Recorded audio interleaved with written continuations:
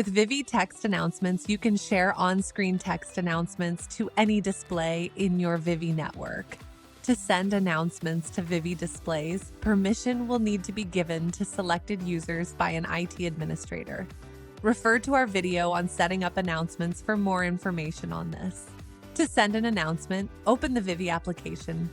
On the Rooms page, select the Announcements tab at the top. Ensure that Messages is selected. Use the Add Destination button to choose which Vivi displays will receive the announcement. From the pop-up, you can select individual rooms, locations, or groups, depending on your permission levels.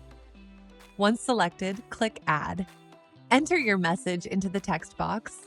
You can enter up to 150 characters. Note that this can include letters, numbers, and symbols. A preview of the announcement will be shown on the left side of the screen. Use the slider to choose how long the announcement will be shown on the display, between 1 and 30 minutes. Once complete, select Send Now. In the pop-up, confirm the details and select Send.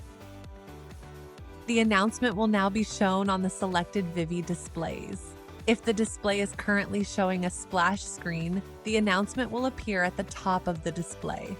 If the display is showing digital signage, or if a presenter is sharing, the announcement will appear at the bottom of the display.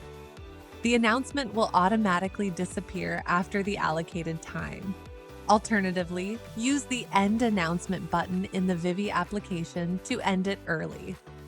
Note that the End Announcement button will only be available for the most recent announcement and will disappear if you navigate away from the Announcements tab. To end an announcement early through Vivi Central, select Announcements in the left-hand menu, then select Stop next to the announcement to be removed from the Vivi displays. Text announcements can also be scheduled via Vivi Central. Refer to our video on scheduling announcements for further information.